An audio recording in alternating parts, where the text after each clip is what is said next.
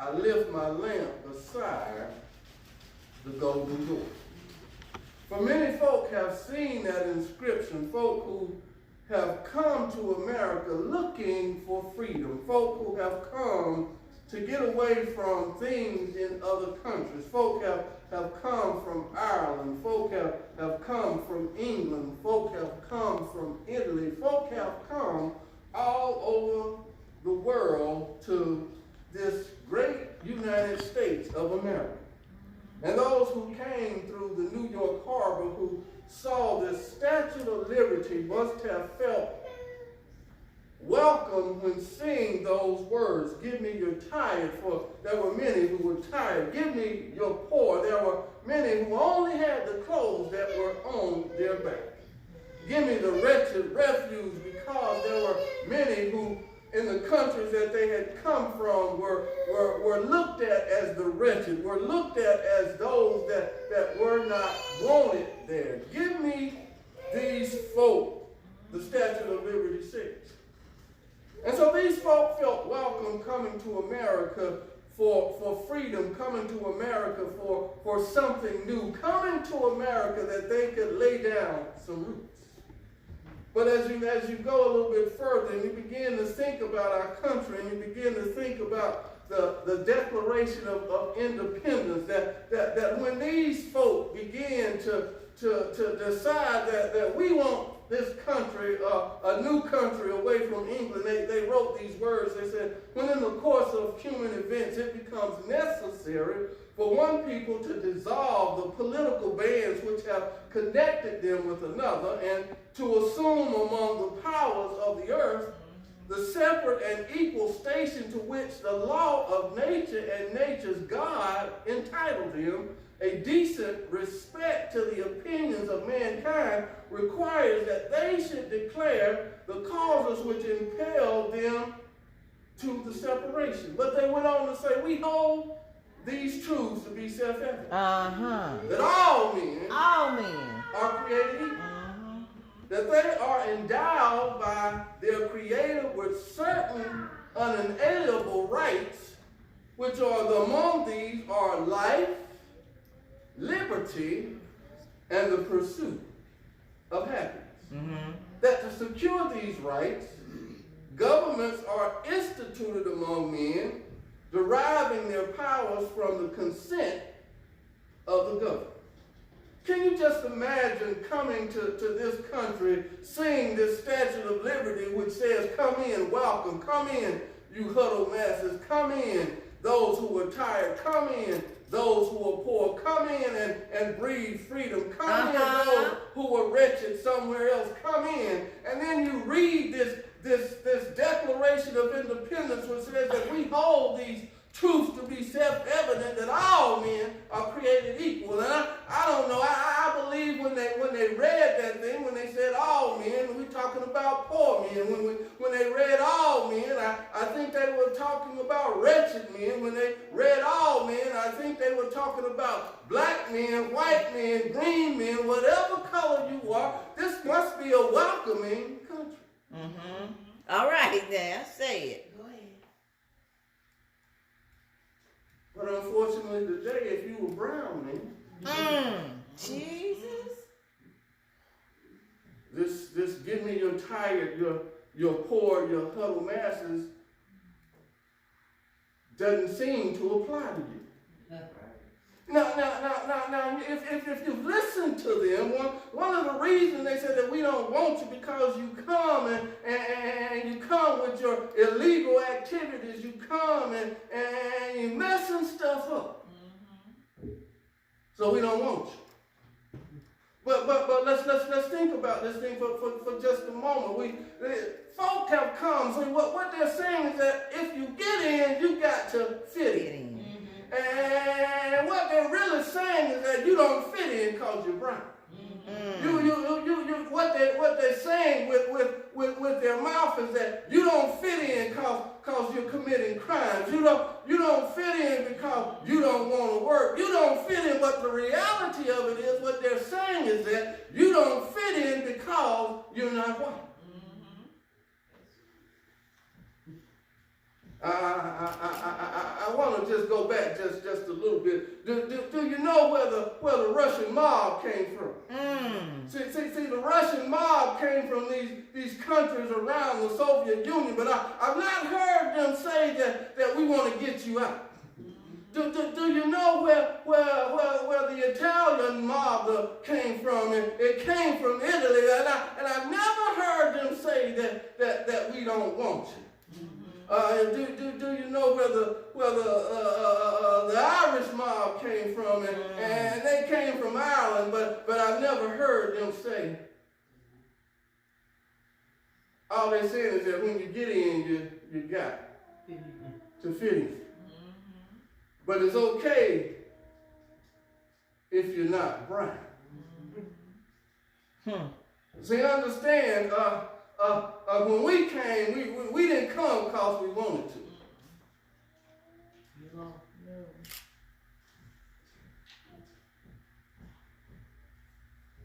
And they were still saying to us, you got to fit in? Still got to fit in. So we say, fine. But they say, wait. Let me get away from this for just a moment. When you get in, you got to fit in. In this particular text this morning, we find Jesus telling a parable. And in his particular parable, he talks about a wedding banquet. And in that wedding banquet, there are folk that don't want to come to the wedding banquet. They don't want to get in because they don't want to necessarily have to fit in. But we got to understand that in this parable, Jesus is talking about his church. John 3:16 says that for God so loved the world that he gave his only begotten Son, that whosoever believeth in him shall not perish but have everlasting life. So as I look at John 3:16, it tells me it's not hard to get in. The question is, do you want to get in? See, in this particular text this morning, he sent out folk to say, come to the banquet. But there were a lot of folk that didn't want to get in. And today in the church, there's still a lot of folk that don't want to get in. Don't want to get There are in. folk out there selling drugs and they say, I don't want to get in.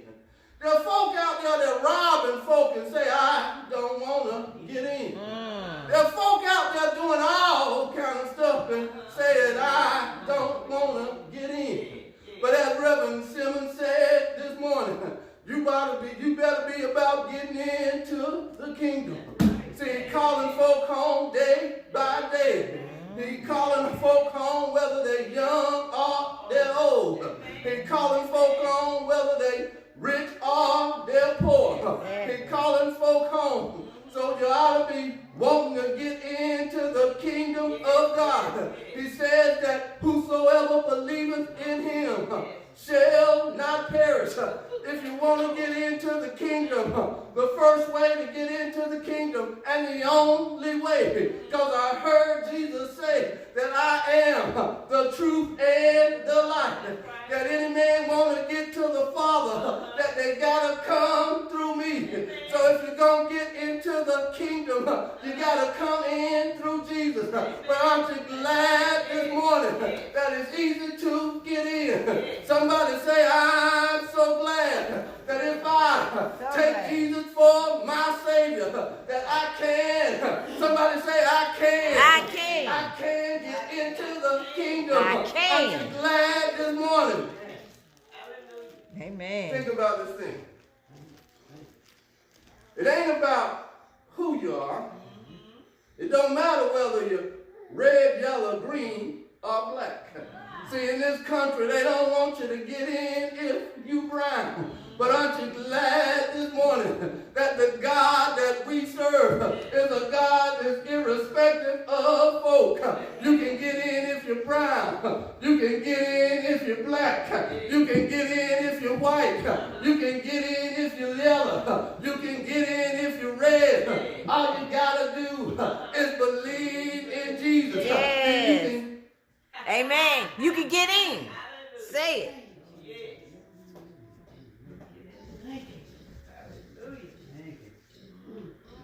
See, God has provided grace for us all. You know, grace is something that you get that you don't even deserve. See, the Apostle Paul talks about, he says, wretched man that I am. That I am. Who's going to save me from the body of sin? See, the thing is that we all sin and fall short of the glory of God. But God's grace allows us to get in. Now, I got to deal with this. And when you read this particular text, man, it hits you like a ton of bricks. Because as we read this text, it says all of these folk, they got an invitation to the banquet. And they didn't want to go to the banquet because they had something else to do. They didn't want to go to the banquet because they wanted to go play in their field. They didn't want to go to the banquet because some of them wanted to go and play golf. They didn't want to come to the banquet because some of them wanted to go see the Carolina Panthers play. They didn't want to come to the banquet because some of them wanted to go see the Charlotte Hornets play. They didn't want to come to the banquet because some of them wanted to go up to the casino. They didn't want to come to the banquet because they had other things. Amen. And I'm being real. Some of us, we've gotten an invitation from God, but we don't want to come to the banquet because we're running after other things. Some of us don't want to come to the banquet because we got work to do. We got a job to do, and that job because we're trying to get a great big house up on the hill. We don't want to come to the banquet because we're trying to get a Mercedes-Benz in our driveway. We don't want to come to the banquet because we're trying to get a ton of money in our bank account. We don't want to come to the banquet because we're running after that man or that woman. We don't want to come to the banquet. Amen. Amen. Now, you got to understand, God says, fine. If you don't want to come to my banquet, I'll find some other folk that will.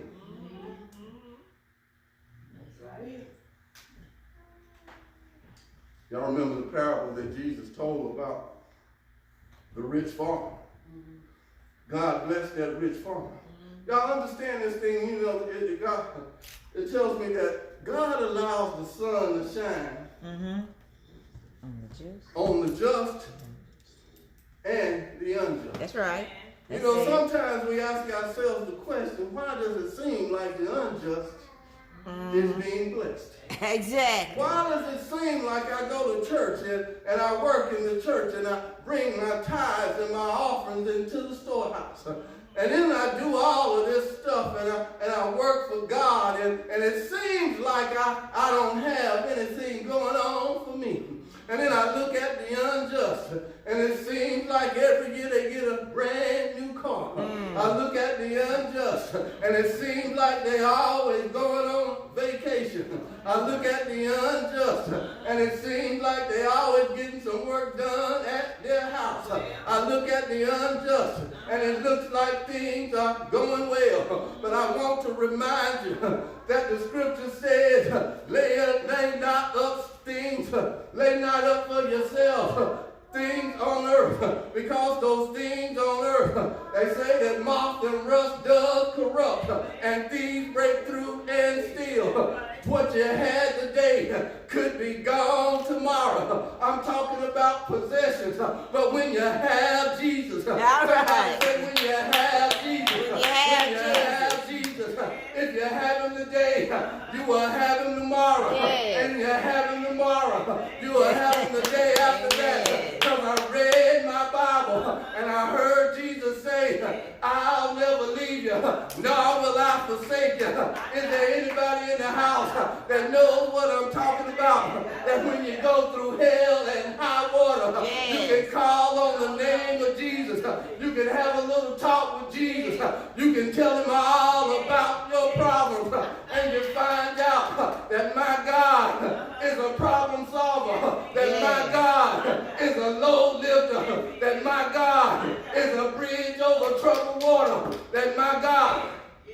Yes, they're my God.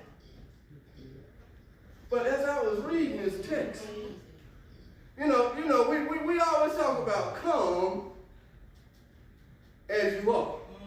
So I imagine that this man, he came to the banquet as he was. But one of the things that we miss sometimes is that Jesus is telling a parable. And some of us, we come as we are. Yes. But the problem is that we don't want no change Jesus. Don't want to change. in our life. So as you got to understand, you got to read this parable in connection with all the other parables that Jesus tells.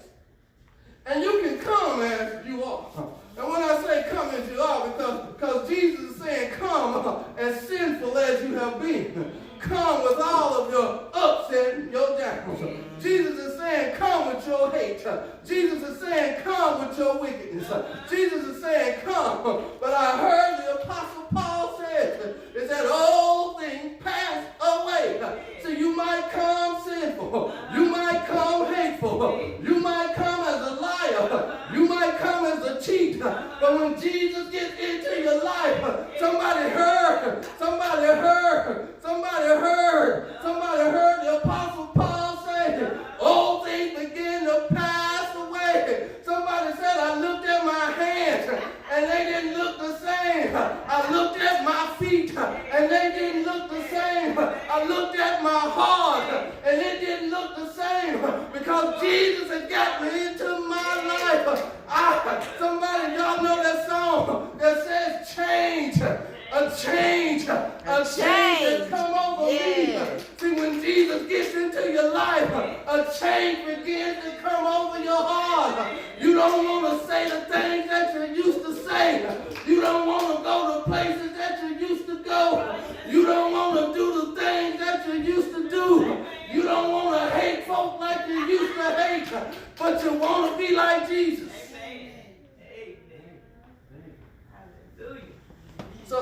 So the thing is that we got to use our imagination a little bit. Is that this man, he came to the banquet. See, the thing is that when you get in, you got to fit in. And see, when you fit in, you got to become more like Jesus. See, when I came in a liar, I don't want to be a liar. All right. When I came in a cheat, I don't want to be a cheat no more. When I came in as a hater, I don't want to be a hater no more. When I came in as a prostitute, I don't want to be a prostitute no more. When I came in as a gambler, I don't want to be a gambler no more. It doesn't happen all at one time. But the thing is that I'm changing. Amen. But as we look at this man, he had probably been in the banquet for a little while. And I can imagine he was walking around. And he was looking at folk in the banquet. And he was looking at folk and they didn't look like him. He was looking at folk and he was listening to folk and they didn't talk like him. But he said to himself, I'm going to do it my way. I'm going to stay just how I am. See, there are folk that come into the church today, and they begin to look at folk, and they begin to see that folk don't act like them. They begin to listen to folk, and they see that folk don't talk like them. They begin to look at situations in folks' lives, and they begin to say to them folk don't deal with their situations the way I do. See, and they begin to scratch their heads sometimes, but then unfortunately someone say, I'm going to stay the way I am. See, the thing is when you come into the church, And you see folk going through hell and high water.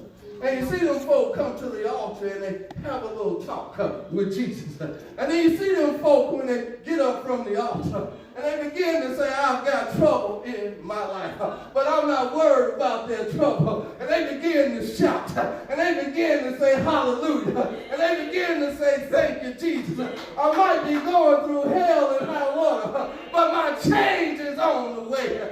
You ought to begin to understand that it's something about that Jesus, that I got to give my life to him, that I got to convert my way of thinking.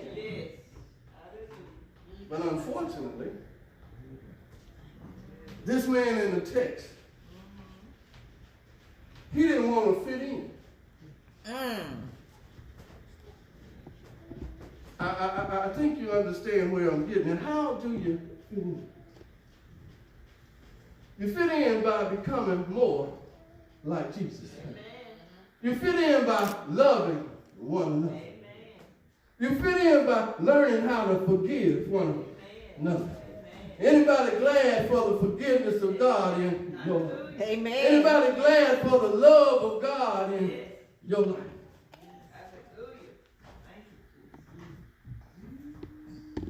To fit in, you got to become more like Jesus. See, this man at the banquet didn't want to become like Jesus.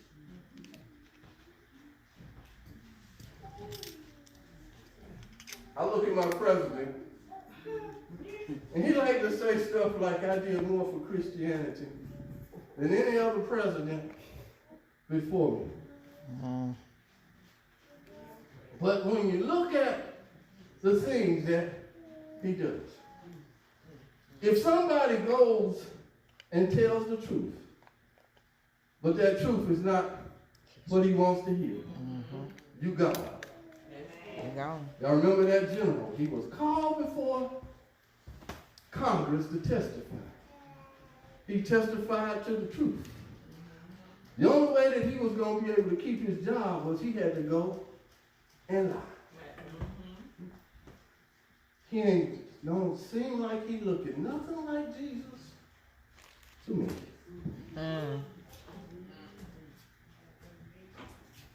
But then I'm going to finish this thing up.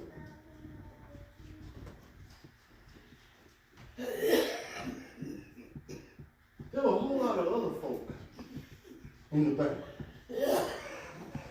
They were willing to fit in when they got in. Understand this thing. You're not going to look exactly like the person next to you. Fitting in doesn't mean that you got to have the same money in your pocket as the one next to you. Fitting in doesn't mean that you have to be able to be eloquent in your speech like the person next to you.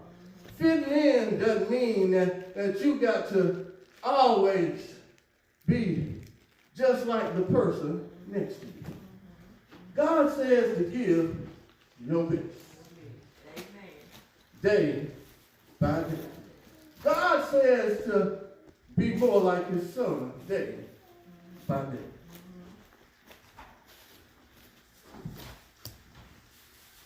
Well, let me show you something. The Apostle Paul was a hell raiser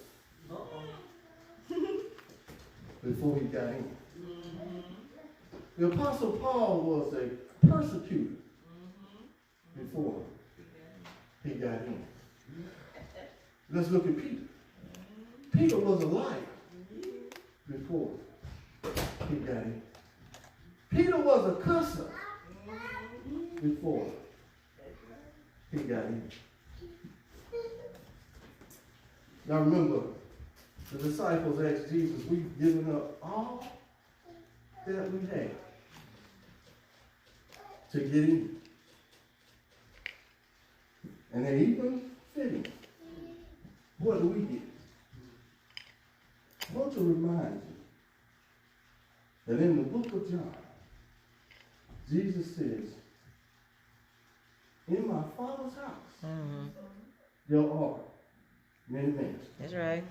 He says, if it were not true, I would have told you so. That's right. That's what He says, I've gone to prepare a place for you. And if I go, I'll come back and receive you unto myself. That where I am, that you may be also. But I went to the book of Revelations, and in the book of Revelations, it told me that in that place, though Reverend Simmons had to go and see her 35-year-old relative being funeralized, one of the things that I want to say, that he might not be on this side, but on the other side, he don't have to die no more. Reverend Simmons had to funeralize her mother just a few weeks ago, but I want her to know that she might be gone off of this side, but on the other side, she don't have to die no more. She had to funeralize her father just a couple of months ago. He may be gone from this side, but on the other side, he don't have to die no more. I heard God say that I'll wipe the tears from your eyes, because there will be no more weeping. There'll be no more dying, because all the old has passed away. But I go back to the book of Job, and he said that on that other side, that the evil will cease from troubling you. Anybody glad this morning that on the other side, won't nobody call you a nigger? On the other side, won't nobody call you all the hurtful names? On the other side, won't nobody call you nothing but a child of God. But I also heard on the other side that the streets are lined with gold. Anybody ever had their lights turned out? But on the other side, you ain't got to pay no light bill, because God's face will light the city. Anybody glad on the other side? You don't need no air conditioning, nor do you need heat, because God will take care of it all. On the other side, you don't have to get up at 5 o'clock to go to a job where your back hurts, because God will give you a brand new body. Anybody glad on the other side? You don't have to worry. Somebody say, I don't have to worry, because I'll be with Jesus on the other side, on the other side, on the other side. So I'm in, and I'm going to fit in. I'm going to be like my Lord and my Savior. I'm going to be like Jesus. Anybody glad? Amen. Yes, Lord. Glad about it. When you get in, fit in. Amen. Amen. Fit in just means that I'm going to be like Jesus more and more, day by day. I'm going to love my sister and my brother. I'm going to look beyond their faults and see their needs. I'm going to forgive. I'm going to be like Jesus, because I remember him on the cross, dying that I might have life and have it more abundantly. When you get in, fit in. Amen? Amen. Doors of the church open.